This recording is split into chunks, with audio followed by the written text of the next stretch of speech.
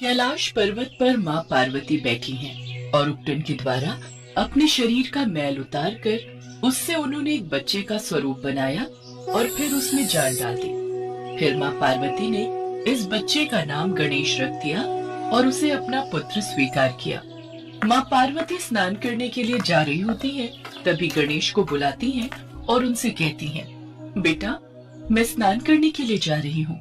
तुम द्वार पर बैठकर मेरा इंतजार करो और ध्यान रखना कोई भी अंदर न आने पाए। जो आदेश माते।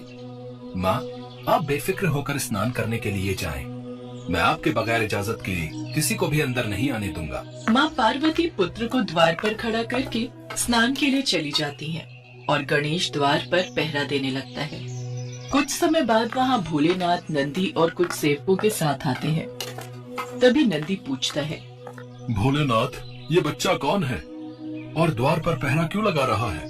तुम जाकर के देखो। नंदी और दो सेवक उसके पास जाते हैं और कहते हैं, बालक, कौन हो तुम? तुम्हारी हिम्मत कैसे हुई जो तुम गणेश से सवाल जवाब कर सको? ठीक है, मैं स्वयं माँ पार्वती के पास जाकर ये प्रश्न कर लेता हूँ। अरे तुम ठहरो, द्वार के भीतर नहीं जा सकते। तुम कौन होते हो मेरा रास्ता रोकने वाले? मैं पार्वती नंदन गणेश हूँ और ये माता का आदेश है, कोई भी अंदर ना जाने पाए। जाओ, अब यहाँ से जाओ। पुत्र, अचानक से मुझे पागल समझते हो क्या? मूर्ख लड़के, मैं यहाँ से कहीं नहीं जाऊंगा।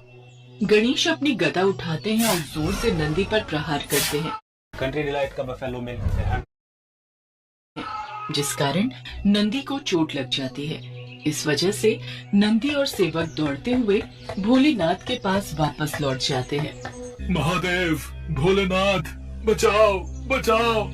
भोलेनाथ को गुस्सा आ जाता है। उस तुच्छ बालक की इतनी हिम्मत कि वो तुम पर हाथ उठाए। अभी जाकर उसको सबक सिखाता हूँ। तभी भोलेनाथ, नंदी और कुछ सेवक समेत उस द्वार की तरफ जाते हैं। अरे ओ रुको, कहाँ चले जा रहे हो? आपको दिखता नहीं?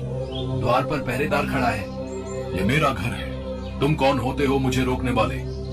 मुझे मेरे घर जाने से कोई नहीं रोक सकता है। जो भी हो, आपको मुझसे अंदर जाने के लिए इजाजत लेनी ही होगी, अन्यथा आप अंदर नहीं जा सकते हो।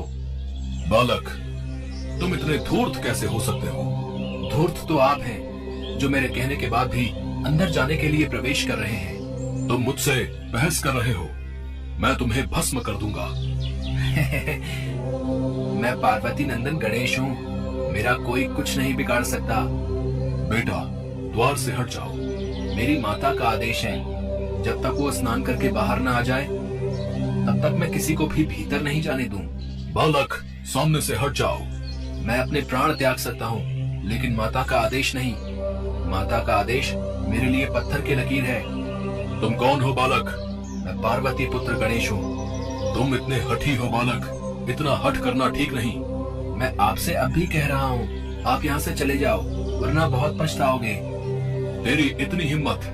और दोनों के बीच घमासान युद्ध शुरू हो जाता है। गणेश का वार भोलेनाथ पर भारी पड़ता है।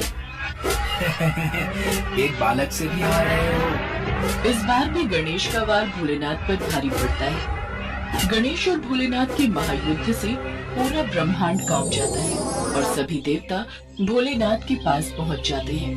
बालक, तुम जो जिद कर रहे हो ये उचित नहीं है। तुम कौन हो और यहाँ क्यों आए हो? बालक, तुम भोलेनाथ से क्षमा मांग लो। गलती भी भोलेनाथ की और क्षमा मैं मांग लूं, ये कदापि नहीं होगा। भोलेनाथ, आप ही इसको क्षमा करें।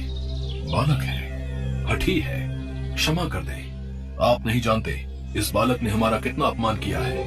मैं इसे नहीं छोड़ूंगा, मैं इसे अवश्य दंड दूंगा। मेरा सामना तो कर नहीं सकते और बात करते हैं मुझे दंडित करने की। मैं तुम दोनों से विनती करता हूँ, इस युद्ध को यहीं पर समाप्त करो। मैं युद्ध को नहीं रोकूंगा। मैं भी इस युद्ध को नहीं रोकूंगा और इसके किए की सजा इसको देकर ही रहूंगा। और फिर गणेश और भोलेनाथ में घमासान युद्ध होने लगता है। मैं बोल रहा हूँ तुम दोनों से, रुक जाओ। बालक, तुम भोलेनाथ से माफी मांगो। जिसे देखकर भोलेनाथ और बाकी सभी देवताओं के होश उड़ जाते हैं और भोलेनाथ को क्रोध आ जाता है।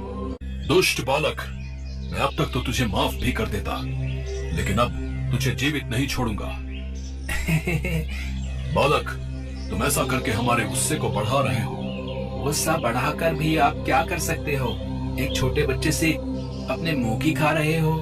क्रोध में आकर भगवान शिव अपने त्रिशूल से बालक का मस्तक काट देते हैं। माँ, माता पूरे ब्रह्मांड में ये शोर हो जाता है और गणेश की गर्दन बहुत दूर जाकर गिरती है, जिससे कि एक भूचाल आ जाता है। सभी देवता एक अनहोनी की आशंका में घूम जाते हैं। तभी गणेश की आवाज सुनकर माँ पार्वती दौड़ी दौड़ी बाहर आती है। अरे गणेश, गणेश, पुत्र गणेश, कहाँ हो तुम? पार्वती बाहर आकर देखती हैं तो उनके होश उड़ जाते हैं और पार्वती को गणेश का धड़ दिखता है। ये देखकर वो क्रोध से भर उठती हैं। माता पार्वती गुस्से में विनाश करने के लिए चामुंडा का रूप रख लेती हैं।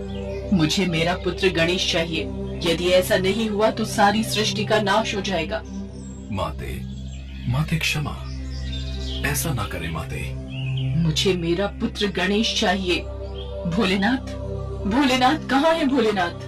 देवी, मैं हाथ जोड़कर आपसे प्रार्थना करता हूँ। भोलेनाथ इस समय बहुत क्रोध में है, कृपया करके आप शांत रहें। हम कुछ उपाय निकालते हैं। स्वामी, सभी देवता भोलेनाथ को जगाने जाते हैं और सब बातें बताते हैं। इतने में माता पार्वती अपने 9 रूपों में आती हैं और महाप्रलय की ओर बढ़ रही हैं। तभी वहाँ भोलेनाथ भी आते हैं। भोलेनाथ, मेरे पुत्र को अभी जीवित कीजिए, अन्यथा मैं भी अपने प्राण त्याग दूंगी और फिर पूरी सृष्टि का नाश हो जाएगा। मुझे क्षमा करें देवी, मैं अभी पुत्र गणेश को जिंदा कर देता हूँ। गर्दन कहाँ है?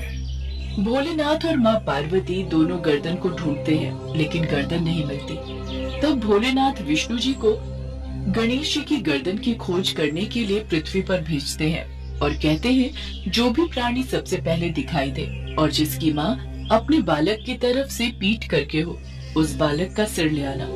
विष्णु जी चले जाते हैं और उन्हें सबसे पहले एक हाथी दिखाई दिया, जिसकी माँ अपने बच्चे की तरफ से पीठ करके सोई हुई थी। विष्णु जी उसी हथनी के बच्चे की गर्दन को अपने साथ ले आए।